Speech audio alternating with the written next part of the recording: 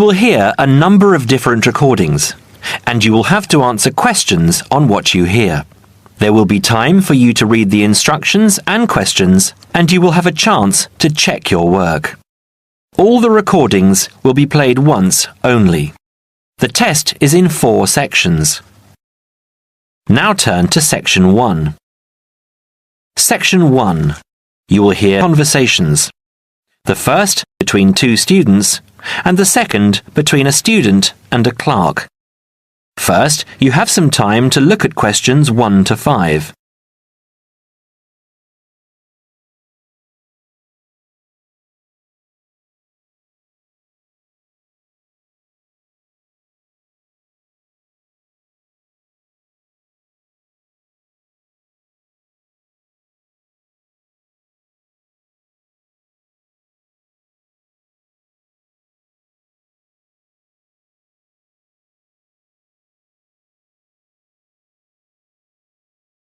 Now we shall begin. You should answer the questions as you listen, because you will not hear the recording a second time. Listen carefully and answer questions 1 to 5. Hi, it's Mike, isn't it? Yes, and you're... Phoebe. Phoebe, right. Where are you headed? I'm looking for the main hall. So am I. Are you going there to register for next year? Yes, I was told to go to administrations and fill in an application form. That's what I'm about to do. I went to information and they told me it was at the end of this corridor. Then we have to turn left and immediately right. That should lead us to the exit, where opposite we should find the entrance to ground level main hall. It's a big old red building. From there we need to go to the first level and then follow the signs. Apparently it's the second office opposite the foyer. It would be pretty hard to miss. That sounds easy. It shouldn't be too hard to find. Well, since we're both heading in that direction, let's go together. Hopefully it won't take too long. I haven't had anything to eat and I'm starving. Me too. Well, how about I go to the canteen and get us something while you make your way to the main hall? I'm sure there's going to be quite a wait. There always is. I can meet you there. Sounds like a good plan. What do you want me to get you? How about a chicken and salad roll and a drink?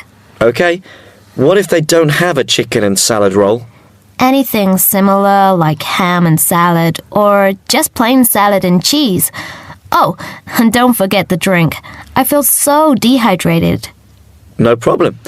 What type of drink? I don't know. How about a Coke? No, nothing like that. Something healthier. An orange juice? They're usually full of sugar unless you get it freshly squeezed. Water? Yes, that's perfect. Here, take £2. That should cover it. If it's more, I'll give it to you when you get back. I only have a 20, and you know that they get cranky if you give them large notes. Okay. See you in 5 minutes. Before you hear the second conversation, you have some time to look at questions 6 to 10.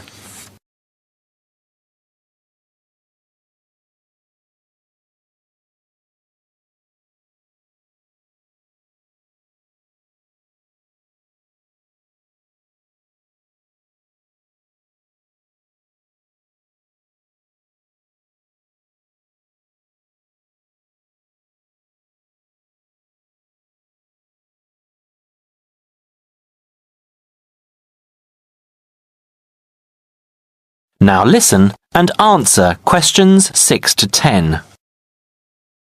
Hi, I'm here to register for first-year economics. I'll just have to fill out this form for our records. What's your name? Phoebe Payne. Can you spell that for me? Sure. P-H-O-E-B-E-P-A-Y-N-E.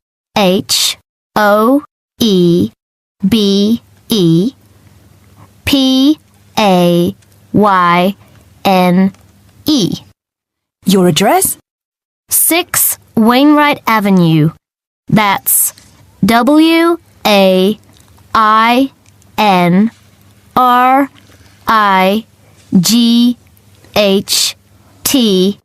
Nottingham. Nottingham. And your phone number? It's not connected yet. I've just moved in. OK, when you get your phone connected, contact us. I'll just make a note that your phone number is to be advised. I'll do that. What course were you doing? Law? No, economics. First year. First year economics. Yes, that's right.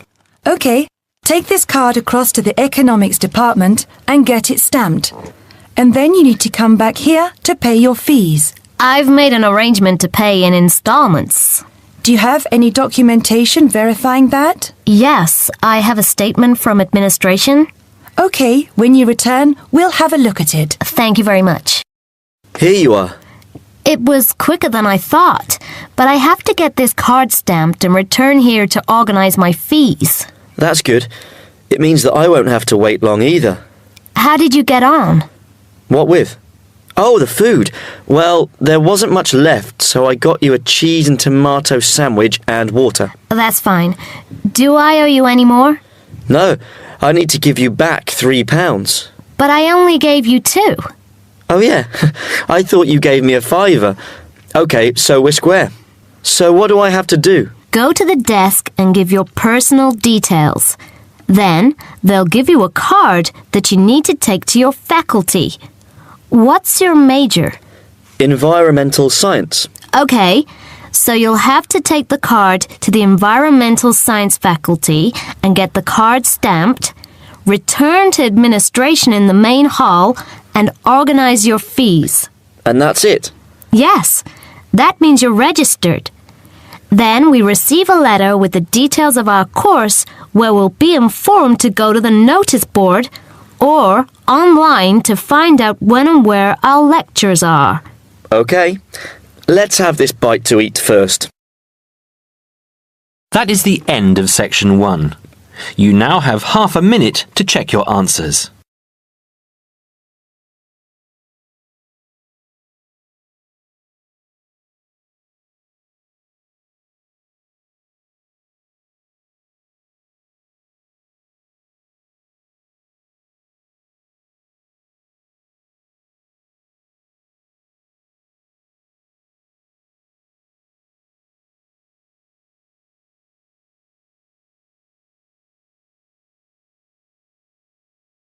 Now turn to section 2. Section 2. You will now hear a speaker talking about student loans. Now you have some time to look at questions 11 to 15.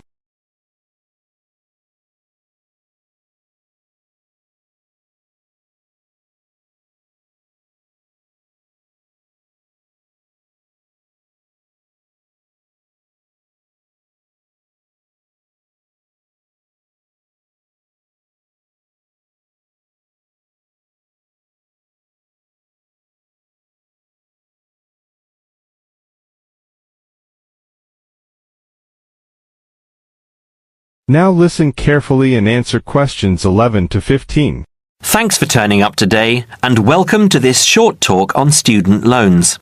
What you'll hear from me today are a few starting points, which should guide you in the right direction for what is suited for you.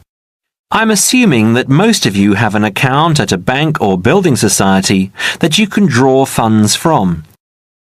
These funds will either be your own or through a loan you may have with the bank. You may even have a credit card you can use. If you don't have a bank account, I suggest you open one with one of the major banks. It's the best option as you will find major banks have more outlets. Within the city and in close proximity to the university are HSBC in City Plaza, Barclays in Ragdale Square, National Westminster in Preston Park, and Halifax in Hope Street. At this stage, I just want to inform international students that not all the services available for resident students will be available to you. As international students, you need to provide documentation stating that you have funds available to see you through the duration of your study. Different banks have different policies, so search out the one that will benefit you the most. You will also need to provide a photocopy of your passport and certification of your enrolment in the university. The most common way of taking out a student loan is either through the university or through a banking institution. If you decide to go with the university, again, you need to supply certification of enrolment and passport if you're an international student, or if you're a resident, you will only need the enrolment details. One word of warning is that you need to be clear on the interest you will be paying on your loan. The interest level through some universities is almost as much as the loan itself. So, if you borrow £10,000, you might have to pay back close to 20. Also, with student loans through the university, you have a limited time to pay them back, and this time is not flexible. You might have only 1 year. You might have 5. As I said, different universities have different policies. Now you have some time to look at questions 16 to 20.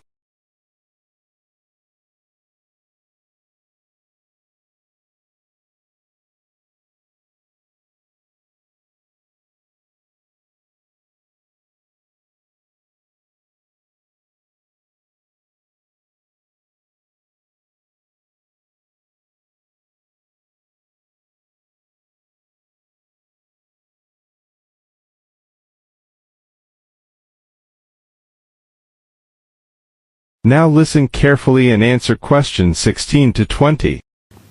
This university, for example, has an interest rate of 23.5%.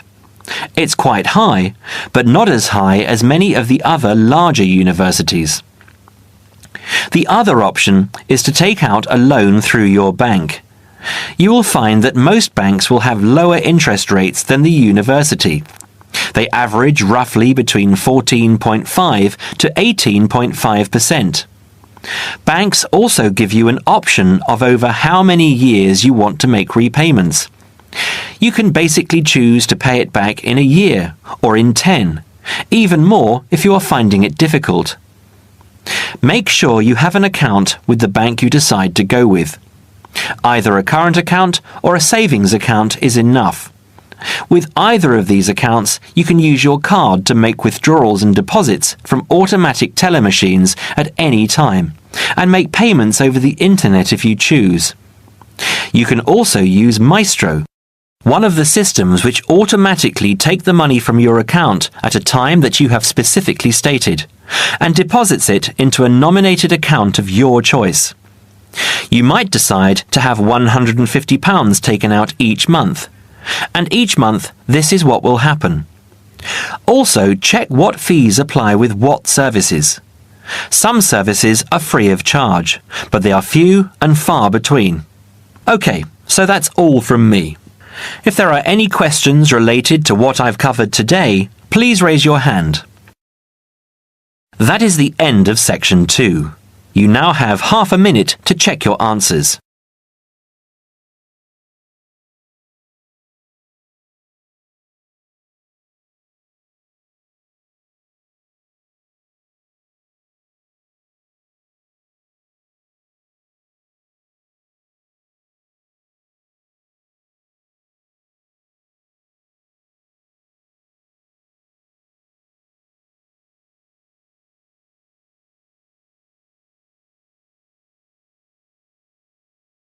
Now turn to section 3. Section 3. You will hear a conversation between two students, David and Claire. First, you have some time to look at questions 21 to 24.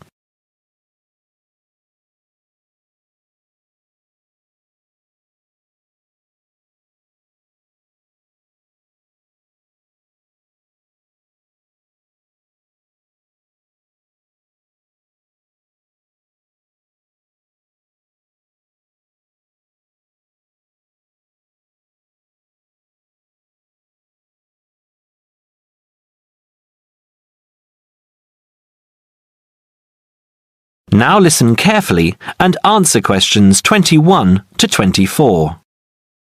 Hi, David. How are you going with your history studies? Very well. I've actually finished it. That's great! What era did you write on? I researched Roman London, something I never thought I'd be interested in. That sounds interesting.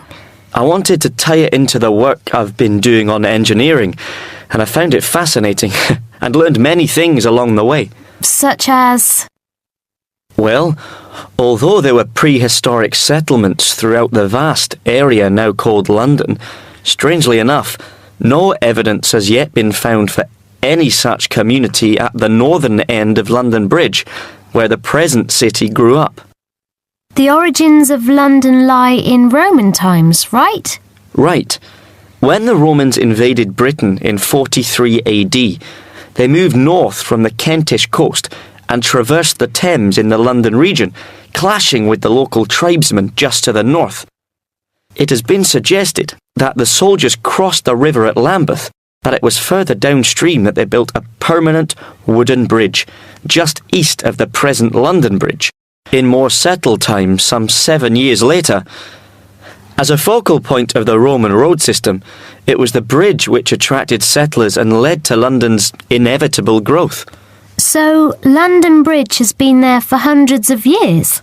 Yes, and though the regularity of London's original street grid may indicate that the initial inhabitants were the military, trade and commerce soon followed.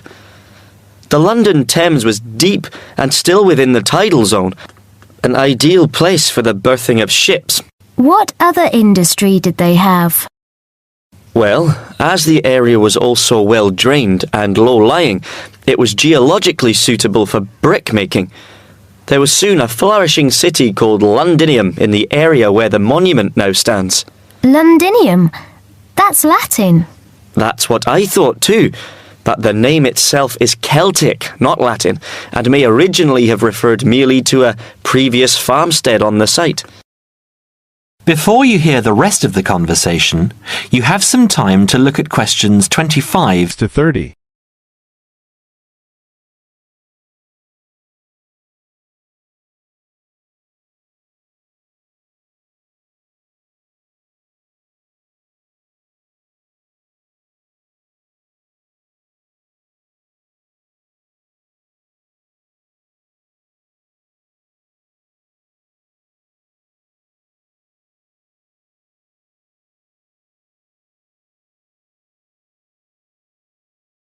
Now listen and answer questions 25 to 30. Wasn't London burned to the ground at some stage?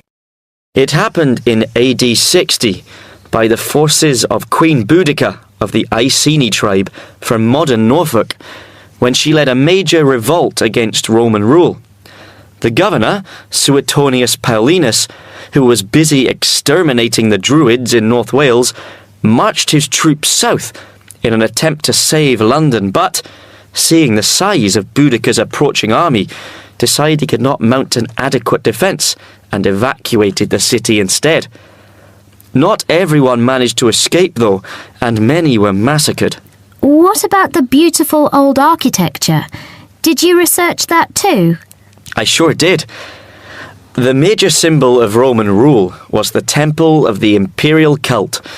Emperor worship was administered by the Provincial Council, whose headquarters appear to have been in London by AD 100.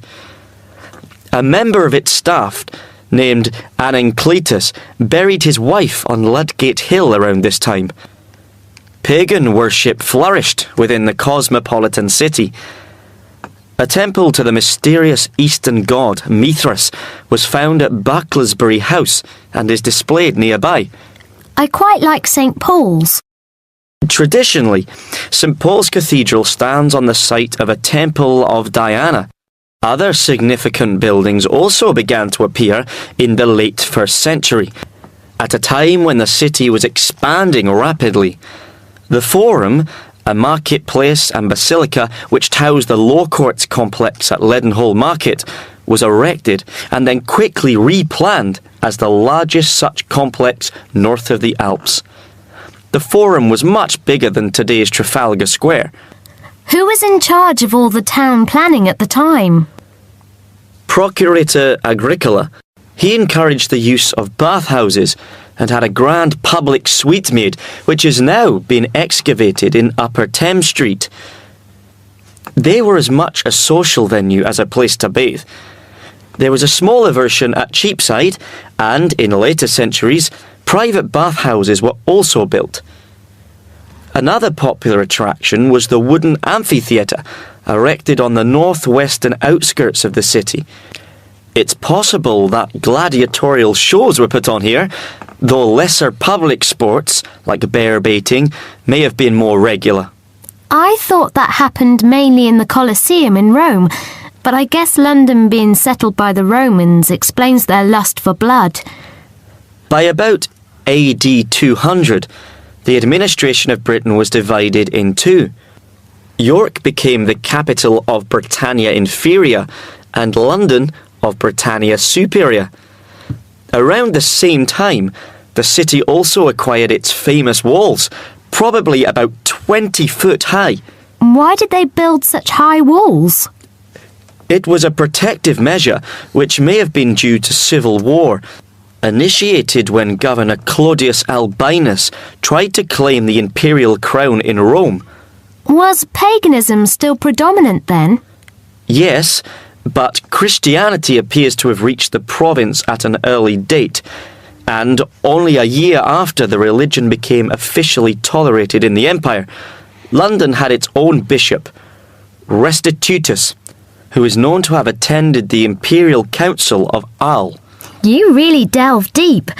I think you'll do well on your tutorial paper. Good luck, David. Thanks. That is the end of section 3. You now have half a minute to check your answers.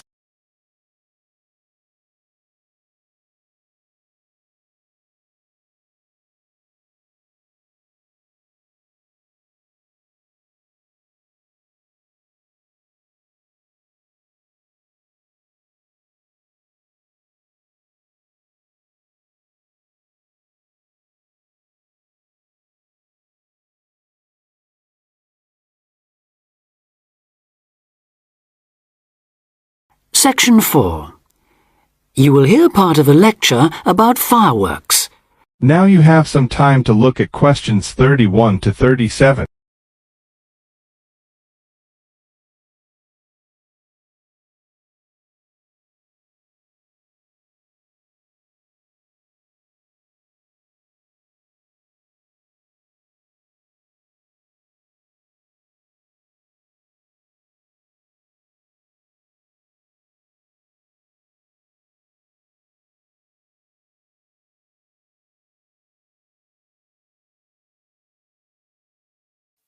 Now listen carefully and answer questions 31 1 to 37. Good afternoon, everyone, and welcome to this short talk on the subject of fireworks. Now, fireworks, as I'm sure many of you know, were invented in China, though there has long been disagreement as to exactly when, or even in which century.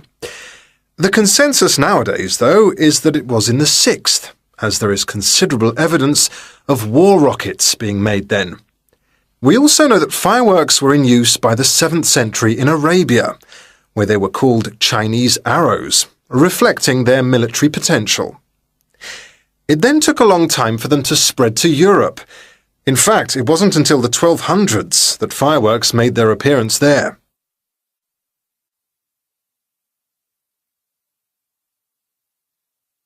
The basic ingredients of fireworks have changed little to this day. Their explosive capacity comes mainly from black powder, also known as gunpowder, which is produced from a mixture of charcoal, sulfur, and potassium nitrate. A modern aerial firework, the kind used nowadays in big public displays, not the small rocket type that you might remember from your childhood, is normally made in the form of a shell, often a sphere about the size of a peach. Inside the shell are a number of stars, surrounded by black powder, and running through the centre of the round shell is a charge that makes the firework explode when it reaches the desired altitude. This is known as the bursting charge. When this explodes, it ignites the outside of the stars, which begin to burn with bright showers of sparks. Since the explosion throws the stars in all directions, you get the huge sphere of sparkling light that is so familiar at firework displays. A shell of this kind is launched from a 75mm diameter mortar, which in some ways resembles the type used by the military. The mortar is a steel, or increasingly for safety reasons, shatterproof plastic pipe. This is likely to be 500mm long and sealed at one end. The other end is aimed at the sky, and at the bottom of the pipe, below the shell, is placed a cylinder containing black powder. This has a long fuse, which projects out of the tube. When this is lit, it quickly burns down to the lifting charge, which explodes to launch the shell. In so doing, it also lights the shell's fuse.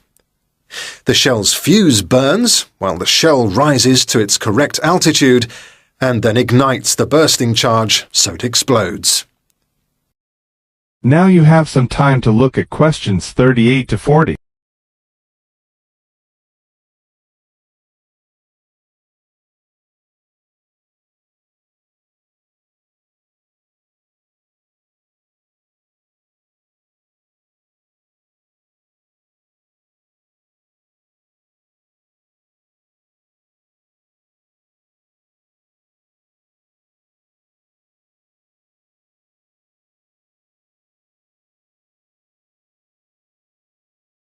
Now listen carefully and answer questions 38 to 40.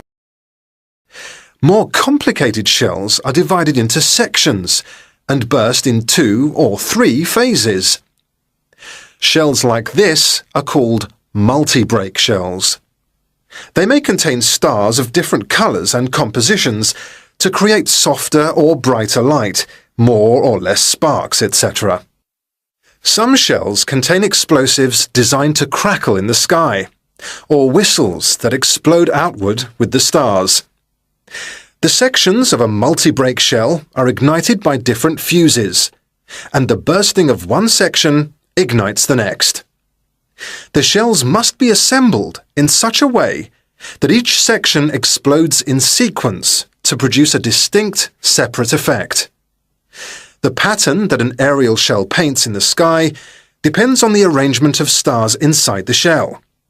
For example, if the stars are equally spaced in a circle, with black powder inside the circle, you will see an aerial display of smaller star explosions equally spaced in a circle.